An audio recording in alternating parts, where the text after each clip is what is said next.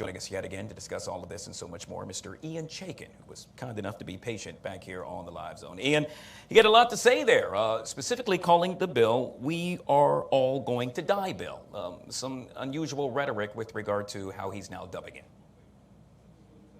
Well, I guess the Democratic Party's fear-mongering continues because that was, he said a lot about nothing. That was nothing more than an attempt to scare the American people, filled with opinions and completely disregarding the fact that the American people want cuts, completely disregarding the fact that we have been funding illegal immigrants' health care for many, many years, with a significant increase during the Biden administration.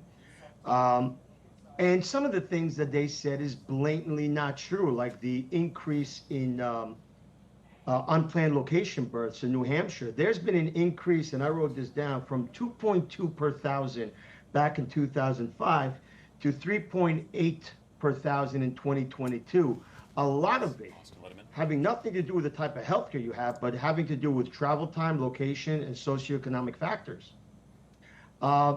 This wasn't a truthful press conference. This was a fear-mongering event in the typical Chuck Schumer manner. Very interesting. Yet again, Democrats being very vocal with regard to all things surrounding the big, beautiful bill. Ian, we'll end with this, and that is, speaking of vocal, you have been very vocal, if you will, combating anti-Semitism. I'm thinking about the two recent events, horrific events at that took place right here on American soil. The latest in Boulder, Colorado. What do you have to say about that and about the increased violence we've seen toward the Jewish community? Well, how much time do we have? Look, I am, as I've told you before, I am proud Israeli-born Jew.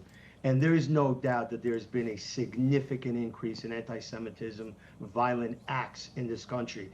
But I don't want to look at it as just an anti-Semitism issue, because anti-Semitism is one of the longest historical hate and bias that exists.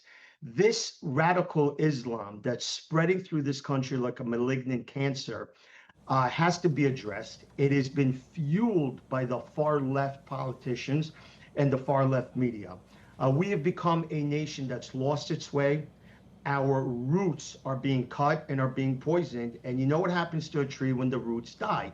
The tree will eventually die. We have to put an end to this immediately. The far left media and the far left politicians, they call all these protests, and we'll get to the violence, but they call these protests these disgusting verbiages that are being used for genocide, for the extinction of a Jewish state, for the extinction of a Jewish people, for intifada in the United States, for violence in the United States, are treasonous. They cannot be tolerated, and they're being tolerated based on the First Amendment of the Constitution. Now, I'm a very big supporter of the Constitution, but don't use the Constitution as both a sword and a shield. If you're going to rely on the Constitution to let people incite hate, then apply the Constitution fully and give the American people the full right of the Second Amendment to bear arms. Because from what we're seeing, this country is headed in the wrong direction quickly. And the American people have to have the right to bear arms to protect themselves in the event that it's necessary.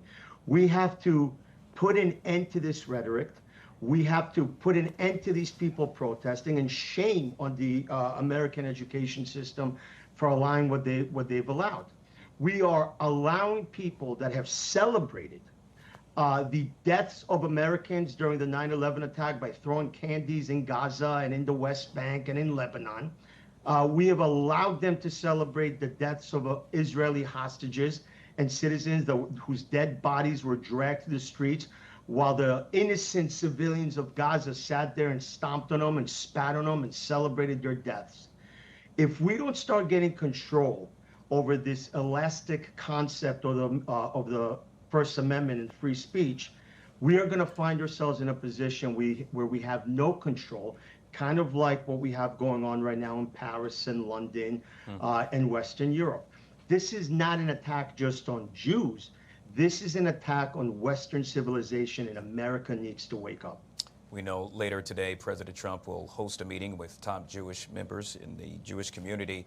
It's all surrounding combating anti-Semitism, yet again set to get underway later this afternoon. We have been speaking with Mr. Ian Chaikin, political strategist, kind enough to join us on the Live Zone. Thank you so much for being patient, sir. Thank you. All right, guys, we'll take a quick break. We'll be right back.